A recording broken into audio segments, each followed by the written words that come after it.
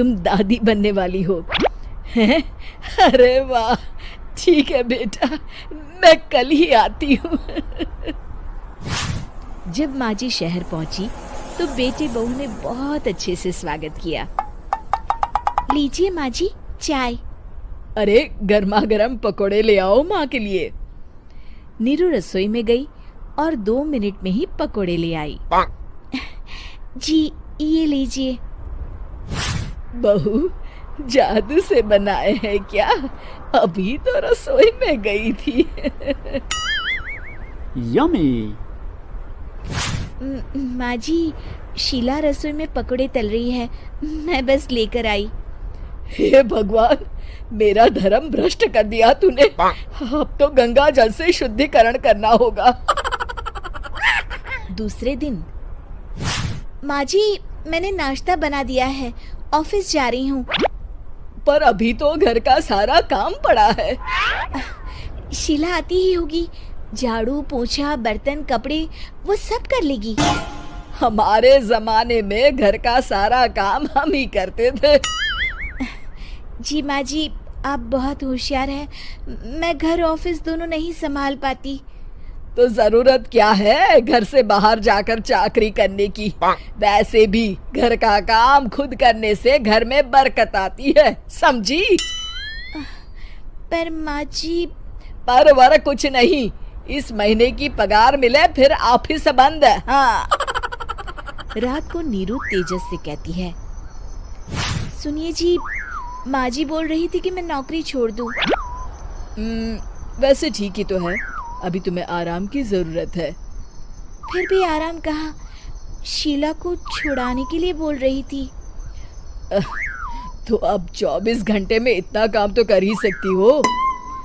पर जॉब पसंद है मुझे, घर पर मन नहीं लगेगा। अगले दिन जब दोनों ऑफिस के लिए निकल रहे थे, मेरी तो कोई कीमत ही नहीं है इस घर में। माँ जी, आजकल महंगाई बहुत है, रहन सहन भी बदल गया है, दोनों नौकरी करते हैं तभी ठीक रहता है। अच्छा, तू कहना क्या चाहती है? मेरा बेटा तुझे बिठा के खिला नहीं सकता? तू ही इस घर का खर्च चला रही है, हैं? नहीं माँ जी, मेरा वो मतलब नहीं था।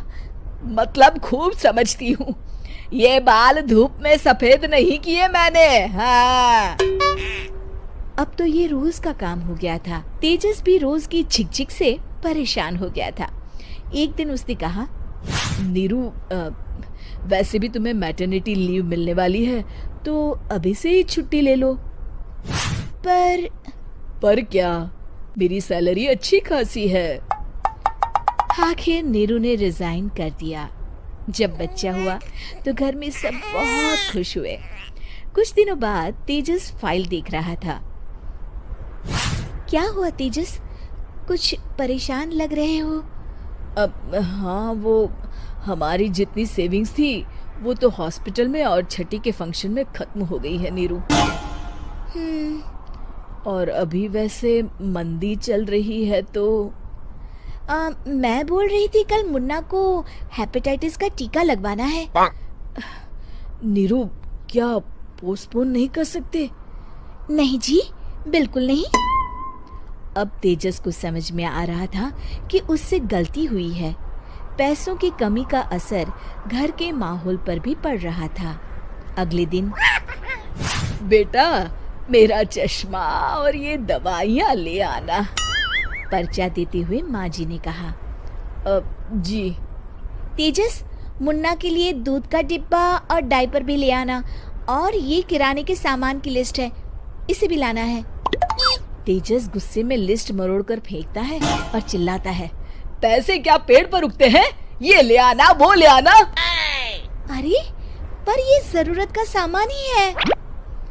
वो गुस्से में बिना कुछ कहे ऑफिस चला गया। अरे लंच तो ले जाइए। नीरू दौड़कर डिब्बा पकड़ाती है। एक दिन खाना खाने के बाद, नीरू, अब तो मुन्ना कुछ बड़ा हो गया, तो अब तुम वापस ज्वाइन कर लो ना जॉब। पर इस रिसेशन में जॉब मिलना बहुत मुश्किल है। ट्राई तो करो। फिर मुन्ना? माँ जी है ना, और एक फुल टाइम मेड भी लगा लेंगे। पर माँ जी, उन्हें तो पसंद नहीं। तभी माँ जी वहाँ आ जाती है और प्यार से नीरू के सर पर हाथ फेरते हुए बोलती है, अब मेरी समझ में आ गया बहू, पहले के और अब के समय में अंतर है। तुम काम शुरू करो, मुन्ना की जिम्मेदारी मेरी। मेरी प्यारी माँ जी। ये कहकर नीरू उनके गले लग गई। शिक्षा, परिवर्तन संसार का नियम है, हमें भी समय के साथ चलना चाहिए। उम्मीद है कि आपको हमारी ये कहानी पसंद आई होगी। कृपया हमारे चैनल को सब्सक्राइब करें और सभी अपडेट्स के लिए बेल आइकन जरूर क्लिक करें। और हाँ, वीडियो लाइक और शेयर करना मत भूलिएगा। Bye bye.